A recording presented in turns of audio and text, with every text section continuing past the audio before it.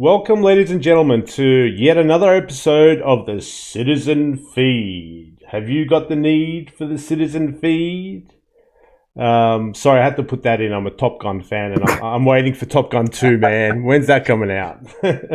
So, welcome to episode 14, guys. And as usual, I've got to my left or to my right, I don't know. I'm a little bit discombobulated. I've got Delta X85, the king of administration himself, with that glorious beard from the US of A. And my other co-host from, let's say he's in Arcorp Mining 147 on Yella, down below me, Ace 36. And this week, ladies and gentlemen, we're very lucky and honored to have a very special guest join us, Jale, who's Hello, not in. thanks for having me. Absolute pleasure. Thank you so much for your time. I've been following your stuff on Twitter and YouTube, for those that don't know, I mean, Jale, what from a Star Citizen perspective, you're a Xeno linguist, is that? I like to think of myself as someone who enjoys his hobbies, shares them publicly, and if people enjoy them, that's great. And a lot of it has been on enjoying the alien languages that they've made in Star System, and that's been a lot of fun for me. But I just like making and doing things, and then sometimes I put them up, and I hope people enjoy them too. And Cool. to be honest, man, you're one of the type of people that truly inspires me. You've got this sort of niche passion that you love, and like you're not there to go for the views, you're not there to become famous. You just have this passion about something that I find to be very niche, and you just do it with your soul, and that inspires the crap out of me. I could watch documentaries on people such as yourself all day, Jale, to be honest. And yeah, it's quite inspirational. And That's very kind of you. I mean, I wish I had this. I think it's a stamina and endurance thing that I lack to really sort of make regular content because I just don't have a lot of energy at the end of the day, a lot of the time to do that kind of stuff. But it's really nice to hear that. I think you get what I'm about on that then, like because you get that I'm there just having a good time and doing what I feel like. Yeah. And your stuff is appreciated. Yes, my stuff is always appreciated, and I know I'm never going to get big numbers because I'm niche, but that's not what I'm chasing, so that's fine. That's great. That's actually probably one of the reasons why it's so good. It adds depth. It adds depth to somewhere. Yeah. Like there's, maybe we'll have Revere, the head of Galactic Logistics, and that's a separate story of another person that inspired me to actually play the game more. But I'll save all that for when he comes on. But yeah, guys like Jale add depth to the community. So Jale, I can see a lot of guitars and musical instrument. Are you a bard?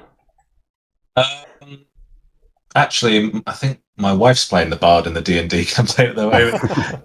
I've played a lot of instruments over the years. I'm not a good musician, but I needed somewhere to put them, and it had to be a really good wall to put them on. I'm actually thinking of trying to make an instrument called a tegel harp, which is it's a bowed instrument that the Vikings used, where you have hair for strings and horsehair. Yeah. Because I'd really like to try and make some Xi'an music, and I think the sound of that instrument would be really good for Xi'an music. Hit me up. I've been a violin maker for a long time. Really? Yeah. Well, a long time ago, I was a violin maker. I might be going for more crude and like hobby built, but we'll see how it goes. It'd be really lovely to see if I can get that working. I mean, that's gonna. You make a Xi'an instrument. Has the lore team even gone that far yet? You're like going beyond the lore team, or am I mistaken? You're following something that they've given you in regards to instruments for the Xi'an. Building upon what they've spoken about. So they've mostly spoken about vocal Xi'an music and the general concept. You know when you hear those songs on YouTube where someone's slowed it down 4,000% in the soundscape. That's basically their reference to what Xi'an music would sound like in real time. And then they're actually appreciating it sped up because they can change their metabolism. and they've spoken about how the music will probably involve a lot of drones, and I just think it's got a lovely timbre that would really work with that kind of concept. Yeah, that's amazing.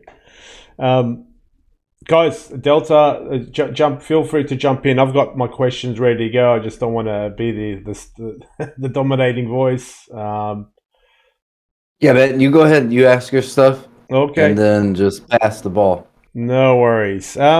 So, Jale, what I've watched your video, and I recommend. We're going to have a link to your YouTube channel below. And there's a wonderful video. I think it's 5 reasons why you should learn an alien language, right? And that really says a lot about who you are and why you do things. But just for people that might not have seen it, what the hell motivated you to learn a language in a alpha computer game?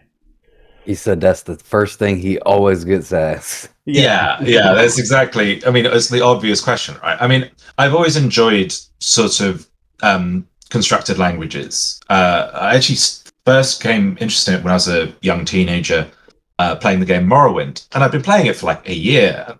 A lot of people love that game. It's a great game. Good man. And it was only after a year I realized that all the place names were actually from a very basic constructed language. So like Bal Mora means stone forest. Sadrith Mora, another town, means mushroom forest. And it suddenly just sort of, I had this game that I was already enjoying, and then I was like hit by this other wave of appreciation of realizing there was a depth there that I hadn't been appreciating up until then. And you even start noticing that things are written places that you in a language that you're not even meant to understand. So that was like my start of fascination with sort of constructed languages. And then when they launched the Xi'an document, I don't know, I just started reading it and it really resonated with me. It really appeals to the side of me that enjoys like a good Sudoku puzzle or something. This idea of I've got a sentence here and I need to construct it in this other language. And I enjoy real world languages as well. But I don't know why it resonated with me, but I went with it, ran with it, and I've been enjoying that ever since. Yeah. And do you speak any other real world languages, or? I can't even speak the fake ones fluently. I mean, I'm the kind of person who, if I'm going to go on holiday somewhere, like a few months before, I'll get my Duolingo out and learn enough. I've studied, a few years of German and Latin, and I always enjoyed those things. I think the really interesting thing about learning other languages is, particularly those which have very different roots to your own or are themselves constructed, is it makes you appreciate how thought itself is not actually that universal. And to translate between two different languages, you're not just swapping words and moving the grammar around. You sometimes have to really reinterpret what you mean. And that's also helped me really enjoy things in Star Citizen, things like, for example, I always like using this example. You can say, be lucky in Banu. That's a really big concept for them. Like one of their ways of saying goodbye is like, "Hey, man, be lucky until next time we see you." Yeah. You can't say lucky in Xi'an. There isn't a word for it. Yeah. You can't say hope in Xi'an. It's only, I'll be pleased if it goes well, and try really hard and be good. Like be good at what you're doing. There's no idea of chance. And I think that really helps you understand what they're going for with writing that species, that there's some people who don't believe in luck at all, to the extent that there's not even a word for it. Yeah, that's quite interesting, actually, how it's a reflection of, and it should be like language is a reflection of the culture, the philosophy, everything, all kind of reflected in the language. So has CIG defined all the languages of the alien races for those people at home that might not know? So we've got, at the moment, I know there could be more alien races, but we've got the Tavaran, who've been conquered by the humans and live amongst us. We've got the Banu, and we've got the Xi'an, and we've got the Vandal that we're waging a war against. So are all the other languages done, Jale, or not? So Xi'an and Banu, you can download the guides and learn all there is to know right now. And people are making tools for these things. They've been adding to those languages as they go as well. They came out Xi'an came out in 2017, Banu came out in 2019, at both instances launched at CitizenCon.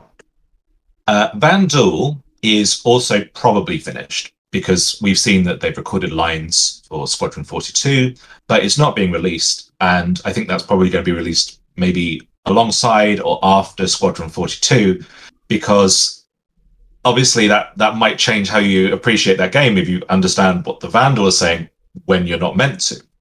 And Tavarin, now that's a bit more complicated one because it was left off the original Xenolinguistic stretch goal where we were promised that we were getting these languages. Originally, when we asked the question, well, is it coming now? The Lore team would say, we would like to do it, but we don't know if we're going to be, if we're going to be permitted to.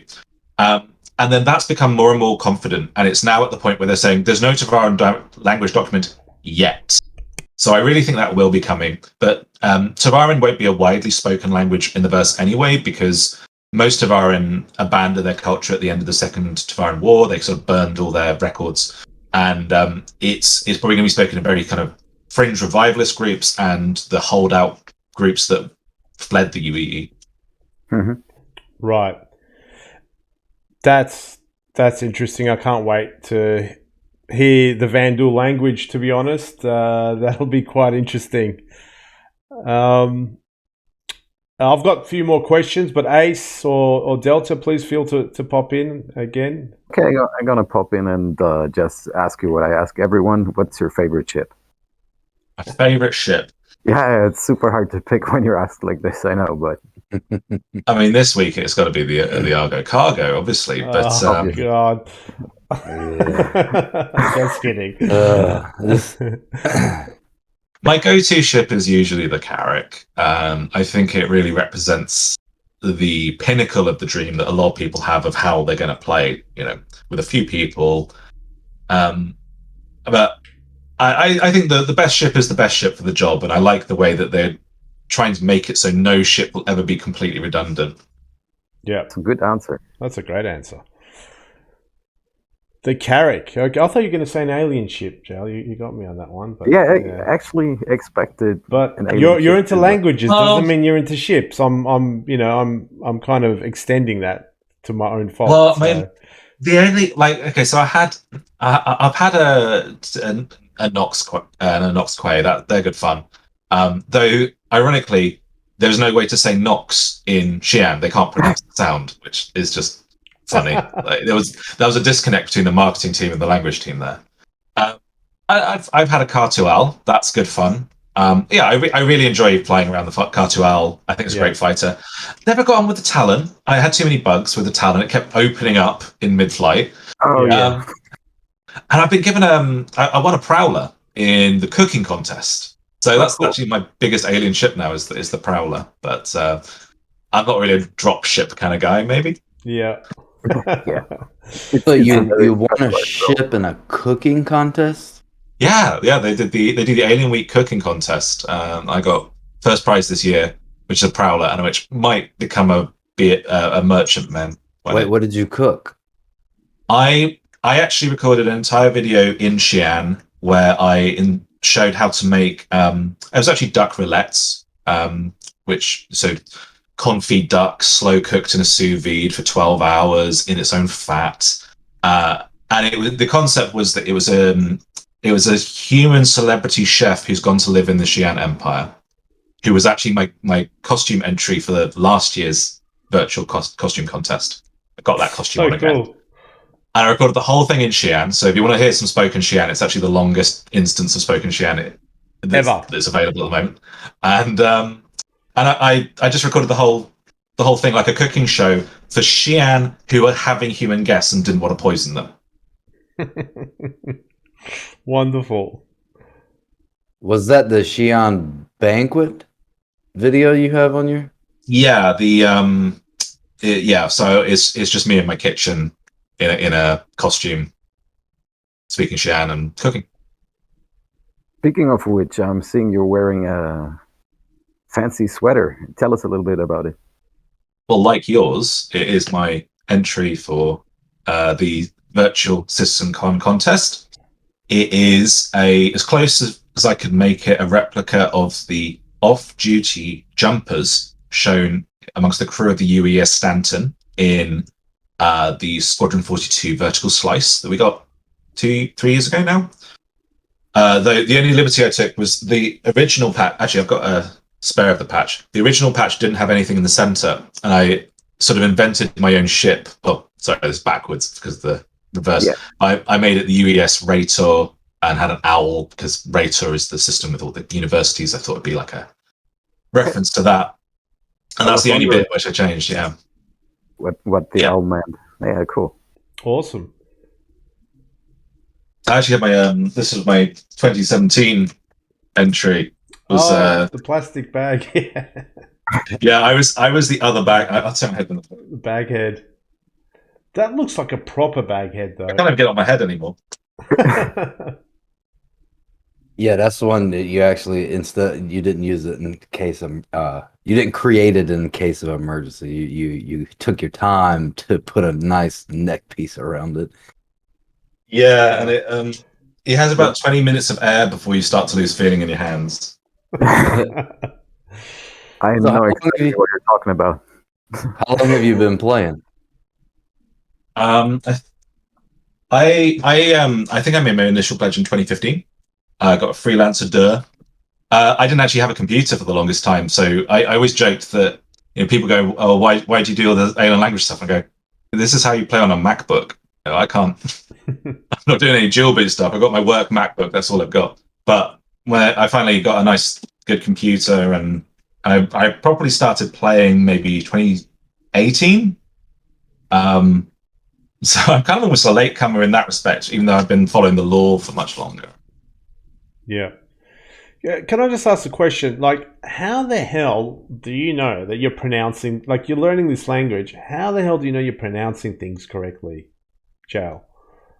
I don't. Other than the fact that we have, I do my best, but yeah, we do have pronunciation guides where they say use the International Phonetic Alphabet. So we're told this symbol means this sound, but also they've been quite clever about this. They've written it in that the different aliens will have different accents and their dialect might have differences. So basically, they've written in, yeah, we don't have to keep the pronunciation consistent, and we don't have to apologize if we make any mistakes. Ah, gotcha. Yeah, they're just speaking with an accent. Yeah, that's a cool workaround, though. Yeah, I mean, from a lore point of view. Yeah, but totally makes sense. I mean, yeah, it's a clever little sleight of hand there. Like, out of all the alien races, Jale, which one kind of has you most intrigued? If any of them, you could love them all equally, obviously, but which one of them, like, perks your interest the most with the potential, I don't know, lore that could be yet to come, or the lore that's there now? I think that the Xi'an appeal to me the most because they have this very complicated structure of great houses called Yuwa, which we translate as great house, but means so many different things. Like, it kind of also means corporation. It kind of also means a genetic lineage, as well as they're actually like the state political entities are these lineages. And they have relationships to lower houses. So the powerful house that makes spaceships, Poa, from where we get our Poa, might have a house that's kind of under them that makes the metals for spaceships. Yeah. And I think that level of like social complexity can be built upon indefinitely. I love the Banu. I think the Banu are great fun, but they're so chaotic in not recording anything that it can be kind of complex to really get grip with what they all represent. The Survivor, and the Vandal, we just don't have enough detail about to really get excited about at the moment, but I think that they will be equally exciting. Yeah. I have no doubt about that. They're doing a great job with the whole lore and fleshing the universe out more and more. Yeah, I totally agree. I mean, you can't see me now, Jal, but I'm actually wearing a Skyrim t-shirt, and I'm a massive Elder Scrolls guy. And what you just told me about the Xi'an reminds me of my favorite race in the Elder Scrolls, which is the Dark Elves, with their different houses and whatnot. So yeah. Anyway, a little bit off the track there. I asked this question from Delta and Ace. If technically possible, I reckon you're going to say yes, but I've been surprised before. If technically possible and easily implemented, and CIG went to a vote tomorrow and said, "Guys, we've had this technological breakthrough. We're going to make 100 solar systems tomorrow. We're going to implement Xi'an, Banu, and Vandal civilizations, and because we can, we're going to give you the options of actually choosing a race to be." Is that something you'd go for, or you're okay with just being a human interacting with aliens? Well, I think that the thing that's always interesting to remember is that the alien languages don't exist for people like me who are going to learn enough to like translate handbook. They exist for people who aren't going to learn any of it to make their experience with aliens far deeper. And they're going to speak English when they want you to understand them, but they're going to use alien stuff when they want you to be alienated from them. And yeah, there's going to be gameplay where people will be able to get out a little guide and puzzle it through like a little puzzle. And that'll be great. Another great way to use it.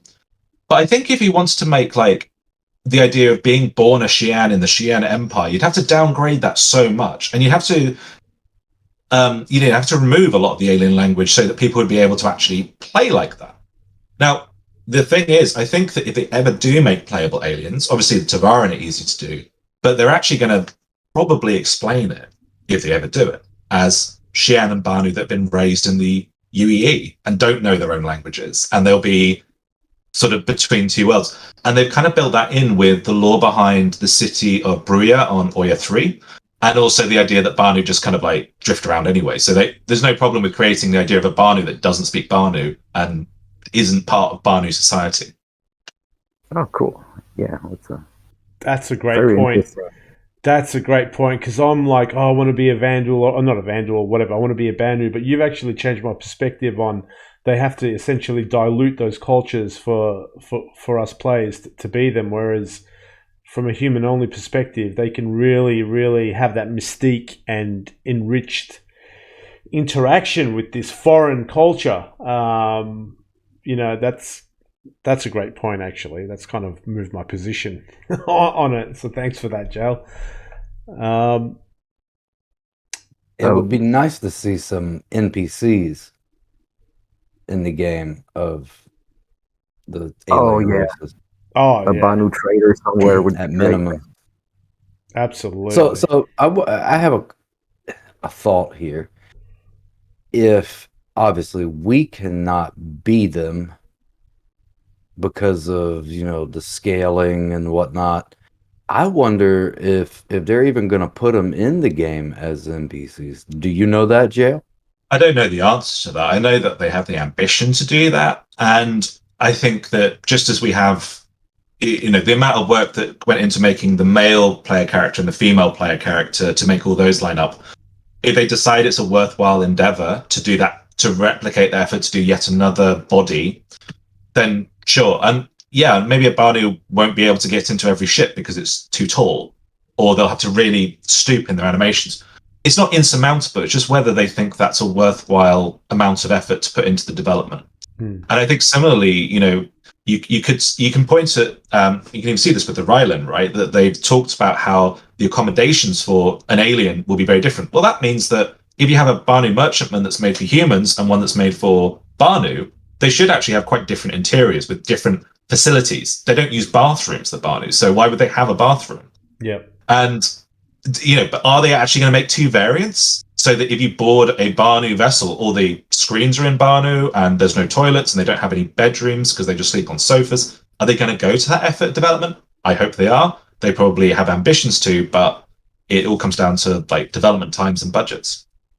So I have to hear some form of language. So for the listeners that, like me, actually, to be honest with you, I've never heard any of it because I watched some of your videos and went through to understand you as an individual more, and never wound up on the cooking video. But I am definitely going to watch that one because that sounds interesting. Give us a sentence in the alien language that you're most fluent in. Sure. So in Xi'an, which is really the only one I can speak off the top of my head at any degree. So if I say like, hello, my name is Jale, and I'm on the the citizen feed broadcast. I have to translate citizen feed, but I could say, "Citizen, messenger, lo of lo niasal e UAE." You know, I'm a citizen of the UAE, or actually be lo niasal e Salhum would be a more Xi'an way to say it. The human empire, they would say. Yeah, I mean, sorry, I'm having trouble thinking of an original thing to say that I can also translate, because I don't speak anything fluently. I sit down with a pen and paper and sort of puzzle it out. Yeah. So yeah, what has been delivered to you guys that are actually in this niche culture in Star Citizen?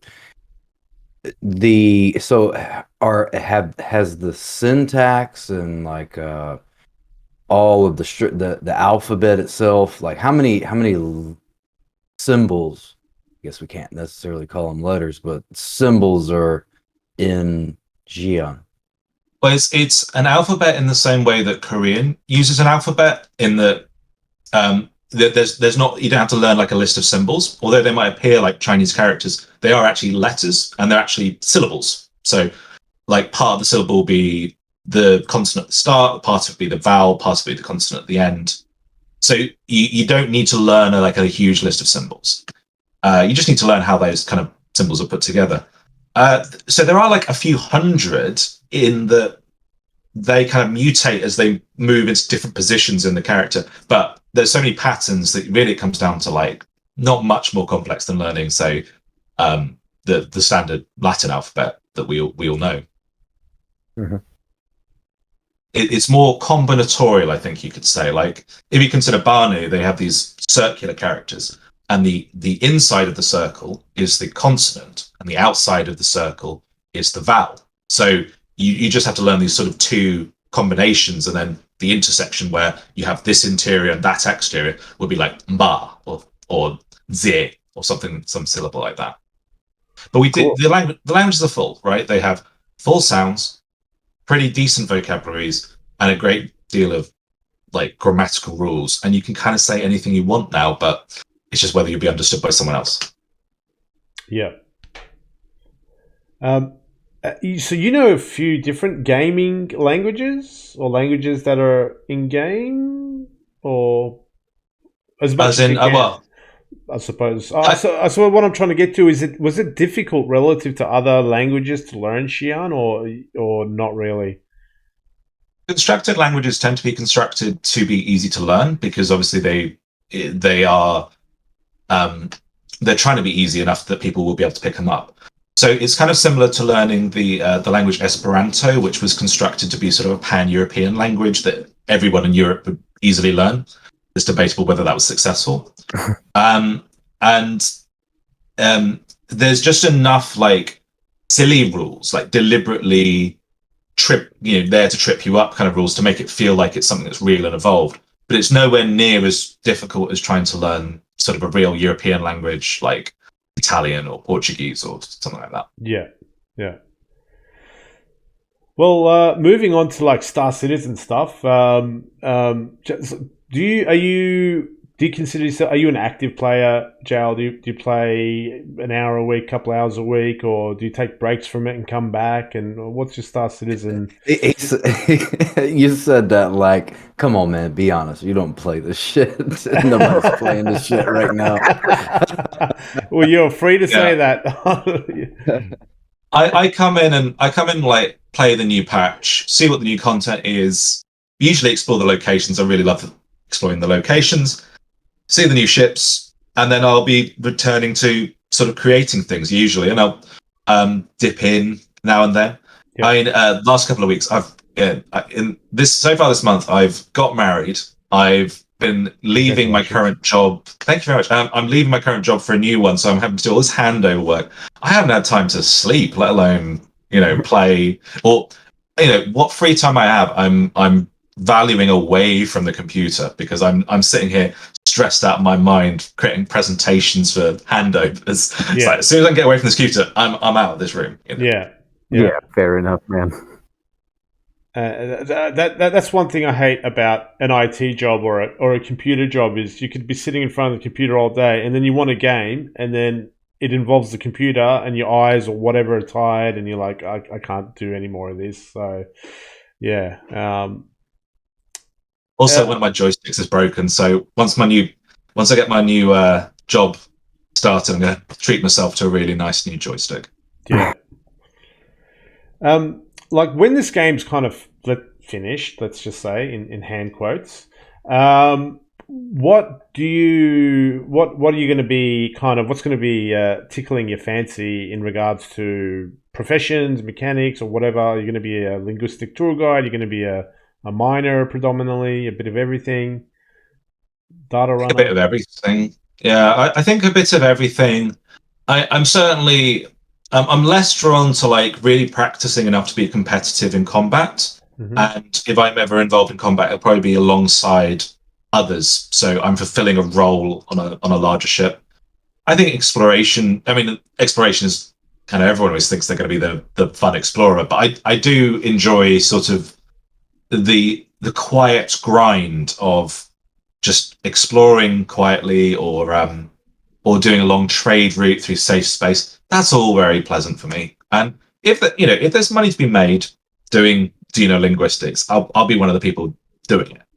But I honestly think that the gameplay is always going to be designed around the idea of someone could puzzle it through from not knowing anything, and that's great. That is the right way to build that gameplay. Such as there's two examples I can give where I think alien stuff might be used for gameplay in a way that everyone can enjoy. One is that they hinted that if you go into Banu space and you go to the trade terminals, the prices might be a little bit better on the one which is in Banu language. And the other one is they've shown these keypads today in ISC, which we'll get to. They've showed we've got a thing now where you can plug in a keypad number, and you could totally do that with just Xi'an numbers and just have, you just got to be able to recognize those are the same symbols, and I've got to match it up.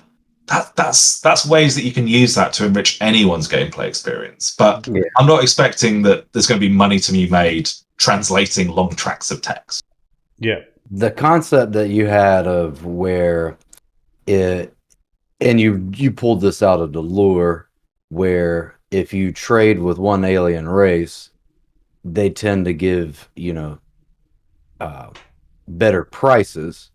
And you had mentioned, what if they had a terminal and you could read the terminal, then you would wind up getting a better price. You'd have a little bit of leverage with their economy. If they instituted something like that, the level of immersion would draw people in. I mean, especially you, because, you're going to be able to look at that terminal, read it, know what you're doing.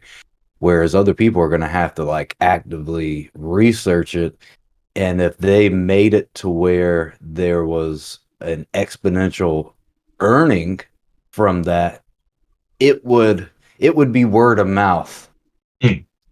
As far as, hey man, you really want to make a lot of money, like we did in Jumptown, go to this terminal in this area, and as long as you can read Banu or Xi'an, you can make a shit ton of money.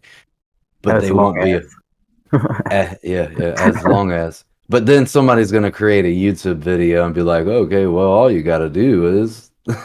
Yeah, I mean, I don't think that's a criticism of it, that people are going to find ways to play the Xeno languages without having to learn them all, because that's what it should be, really, and they should plan around that. It's similar to, we brought in a law in the UK saying that if you get a plastic bag from the supermarket, they have to charge you 5p, and there was a newspaper going, you can outsmart them by bringing your own bag. And you think, well, that was what they were trying to make you do. That was you're just doing what the law was invented to make you do. And so, they've structured the Banu language guide very much as these are the phrases that you as a tourist might need to learn to order a beer. And so the idea of someone going up to the trade terminal and having the book open where it goes, right, this thing means Laranite, and if I read that number, that is 52 units per SCU. And that's exactly a great outcome of a fun emergent gameplay design that has been enriched by having that layer of language in there. In my opinion, someone might find that frustrating. I don't know. Ah, man, it's good they added. I mean, they have spent a lot of time and effort developing it. I think it would be great to see more of it. I should add that they haven't announced any alien language gameplay. I'm just talking off like hints that they maybe have given of ways it could be used, that the gameplay designers might decide to use in the future, and I hope they do. I've never been involved with a game that had the depth of lore that this has, and then no one sniped me out for this, but I mean, I haven't played many MMOs that had the level of following or culture, and I know like you mentioned Elder Scrolls. I'm pretty sure Elder Scrolls. Well, Moz mentioned it. Uh, there's a lot of activity on the outside of the game as there is inside of the game, and this Star Citizen for me is the first entry to being exposed to a game that's got culture on the outside, supported, created, and pushed and transmitted by players as well, especially with the level of content creation. Now, with this being a niche area, none of this even showed up on my radar. And Ace was actually the one that introduced me to you. Then I kind of got into it because I got into lore.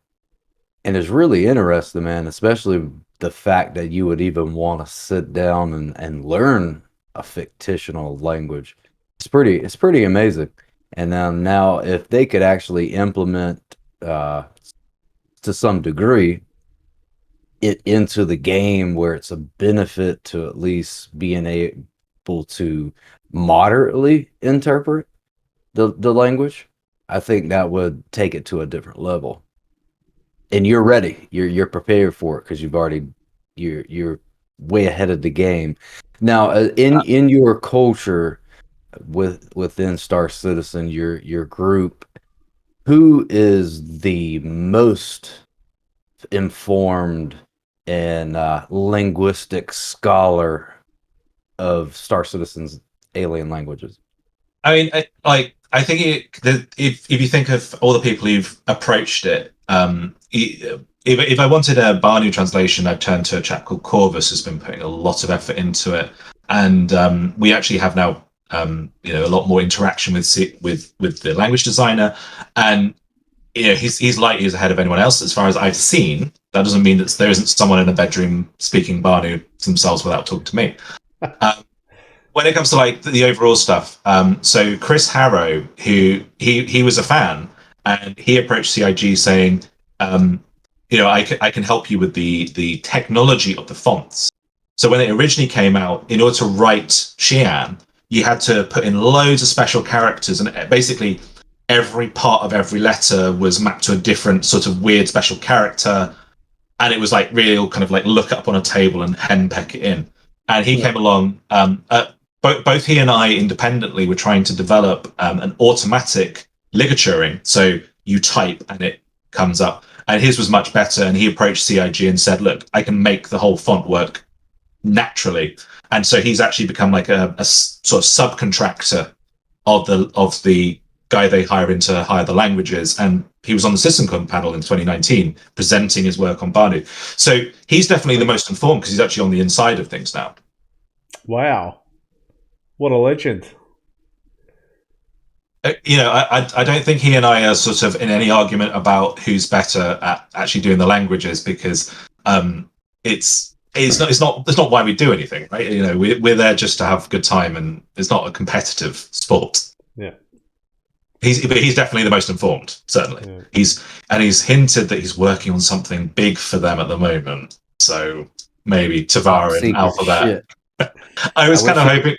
Yeah, I was kind of hoping that CitizenCon would have another language panel because it's been every 2 years, but alas, well, maybe next year. I was hoping that they found a fucking alien technology and they're actually going to put in server meshing next week. It might need some sort of something similar to quantum entanglement that runs through interspace. That's the one. So, Jale, do you actually got a connection to the lore team in some shape or form, or not really? No more than anyone else, really. Like, I don't have any privileged access, and I wouldn't ask it. It's they're approachable people in the sense that you're not wasting their time like anyone else. If they have time to give you, they're not gonna tell you just to screw off. I think a lot of people will. Developers are real people, so if you're involved and you're out there doing things, people might notice and they might appreciate that. I remember, I think it was last year or the year before, I got a message from Yogi Klatt, who's on the vehicle experience team. He's one of the really respected devs, and he said, "Watch this bit of Inside Star System. It's got me in it," and you can see that I'd given him a sticker with his name written in Xi'an, and he still had it on his phone from CitizenCon. And like those kind of interactions are really, really, enjoyable. But I don't have an inside line that is unavailable to other players. Yeah. Well, I got one last question, and that's outside of all this, me being a gamer. What are some of your other favorite games? I mean, I've already mentioned Morrowind, but more recently.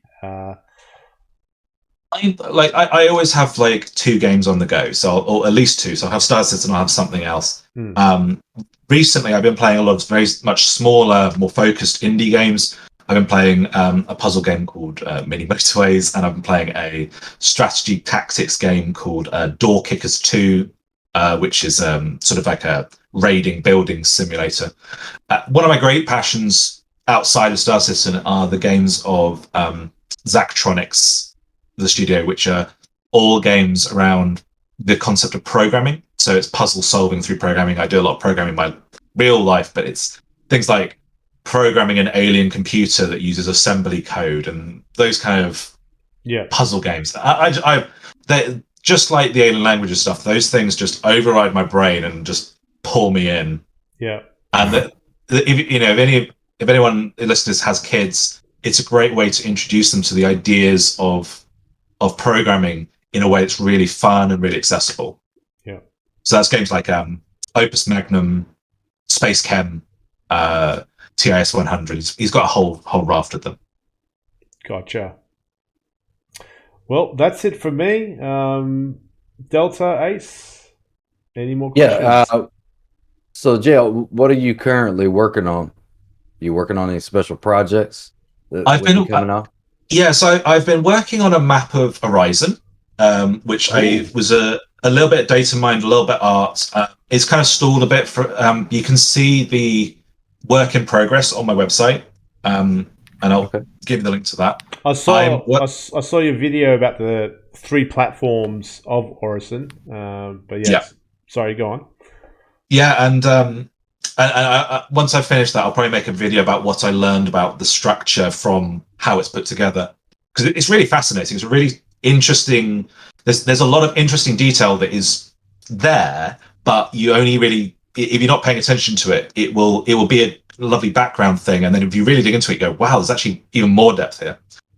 And I've also a lot of the time I do things to teach myself a new little skill, and it'll be structured around some sort of Star System thing. I'm trying to do some more electronics at the moment, so I'm trying to make a Banu divestment clock, which is a clock that starts when a Banu is born and counts up to when they retire. And that involves a lot of electronics work. So I'll hopefully be able to show that at some point. Well, that sounds cool. My mind is blown. Yeah, because I was just thinking, like, I might need you to make me one, and then just fast forward the time to where I'm at 36. That's the idea. I'll be programming it to say it'll have an internal clock anyway, but then it will sort of go, right, it's now, what is it, 25th of September, therefore this will be the position on the clock, but it's still going to count up at 36. You're almost at retirement age for a Banu. It's about 42. Yeah, Hell yeah, I'm going to need my clock soon.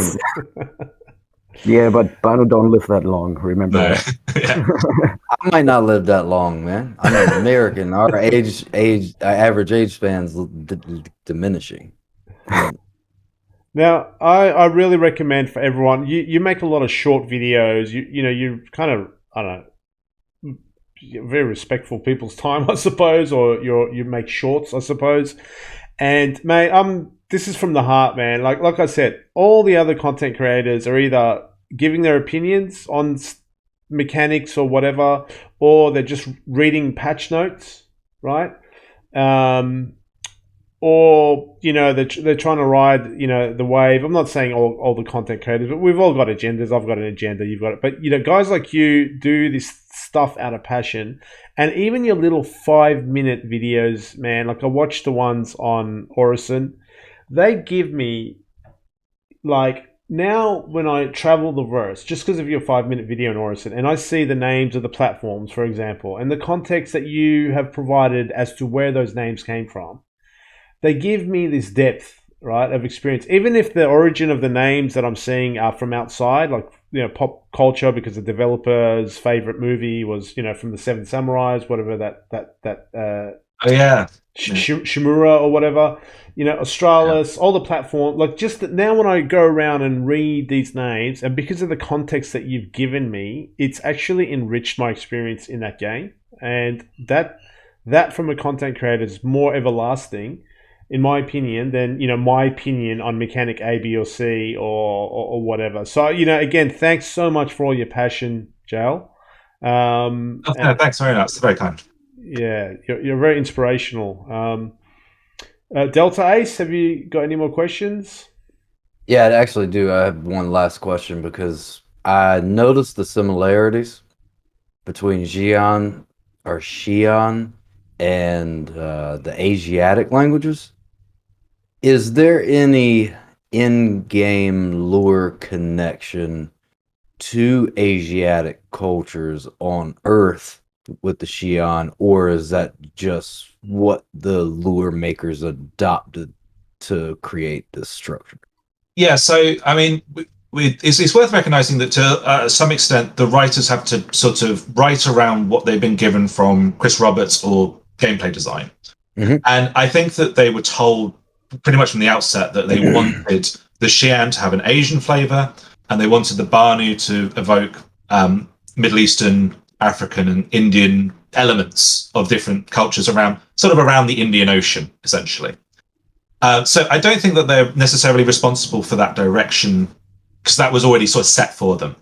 Yes, the languages are based on almost a real world, what we'd call a syllabic inventory, the sounds of the language. So Xi'an is based on sort of a Chinese and Indo-Chinese syllabary. So you have the consonants and the vowels of languages from that area. And Banu more like a sub-Saharan African language group. The grammar aren't related to those. And yeah, there are obviously influences in things of like Imperial China and Imperial Japan in how they've written around the initial ideas of the Xi'an, and then they built upon it. In lore, that is reflected in how the first company to really interact well with the Xi'an were a company that was out of Saisei, which was in turn out of Asiatica, which was in turn the countries of China and Japan originally. So that's why MISC was able to have that thing, because they kind of didn't have as much of a cultural clash as some other people did. I mean, there's a little bit of a basis in the idea that the guy who made the languages, his career was built on helping American companies work with Japanese companies and vice versa. And the idea that there's lots of cultural there's sort of a subtle hint in that lore story about the proposed ambassador. Like, they're describing almost his career in describing this ambassador's career, which is, I think, a cute thing. It's a difficult thing to talk about, because where do you go from being like based upon something to like being sort of offensive, and everyone's got their own line on that. So it's a really deep topic that I think they've done a good job, but I can't tell anyone else how to feel about that. Yeah. I mean, I find most games, like when they define cultures, and I don't know much about art and the artistic process except for what I've seen in, Star Citizen and stuff. And everyone kind of starts up with concept boards or things that are around them where, so I kind of see that process happening everywhere. Like even in Elder Scrolls Online, the Cyrodiilians or Imperials are like very Roman-like, sort of dress. And so, yeah, it doesn't, I think that's kind of... Yeah, I mean, if you're going to justify it from like a storytelling perspective, the use of a stereotype or a stock character or a cliche, although those aren't necessarily positive things that you always want to be using, it's a good way to get people quickly into the action, to make people see, have upon their initial reaction to it, will have an impression which is in line with how you want them to feel towards that alien or towards that person. Sure. If you dress like a load of people up in like sort of very sharp Hugo Boss 1940 style things, people are going to assume that they're fascists, and like that's fine. Like, just because they have that political leaning doesn't mean they're going to have the same fashion choices. Sure. But it's a really quick way to communicate things to people. So it might, even if it's not a positive thing all the time, you can see why these things exist. Yeah. I guess you could call it like relatability. Exactly. It's easier to like look at something and understand it at the same moment, in that moment, rather than just being confused and staring at your screen trying to figure out what's going on in the first place. Like, what is this? Yeah, I mean, there's a lot of ways alien races could be like fully off the chart and completely crazy stuff, and we would have problems relating to them because they're so super strange. So keeping them somewhat on the humanoid, realistic, and relatable level is kind of essential to make them work in the verse, I think. I think I completely agree. It's like a balancing act, isn't it? You don't want to be too, like, some games are just too transparent and it's boring. Like, okay, there's the Middle Eastern culture, there's the Middle Eastern architecture, there's the Asian guys, there's the white guys. That's a bit boring and uninspiring. But yeah, like you guys say, being able to efficiently and quickly set an impression, but without boring you, is a tricky balance. And I think CIG do it well. First of all, they look like, Xi'an look like turtles, Tavarans look like, they just visually look so different that I don't, once they start speaking, then I start thinking, oh, it's kind of Asiatic, this language. But, when I look at their ships and stuff, I don't think, because it's so far in the future, I don't associate that with any culture on Earth. So that's the good balance that they've struck, I think. Yeah. It doesn't. I disagree, because if you put a red, blue, purple, or orange eye band on one of those fuckers, they look exactly like Ninja Turtles. I mean, we haven't seen the final Xi'an fight yet. Let's defend the assassin. We're going to see the Xi'an design, I think, fairly soon, maybe even at SystemCon, because they've been working on the facial rigging. But we have every reason to believe they'll change as much from their initial concept drawings or even their intermediate concept drawings as the Van Duel have. And they don't look anything like their old concept drawings. So, but yeah, there is a sort of TMNT thing there. But ultimately, these comparisons, they don't get in the way of my enjoyment. But if anyone ever says like, I feel like this is mocking me, I can't tell them they feel wrong to feel that way. So that's up to them. Like any element of the game, not everything's gonna appeal to everyone or please everyone, and that's that, or a thick neck ET. That's the Barney. They just like stretched out ET a bit. Yeah. So. It's got the texture. You're wrecking it for me, Delta. But you're doing a great job at it, though, man. I didn't. Yeah. Anyway, you see it now. I see it now, and I won't unsee it ever again. Jale, thank you so much for your time. It's an honor to have you. You're an inspirational guy, man. Keep going, and we hope to have you down the road back on the Citizen feed. Absolutely, man. Appreciate it.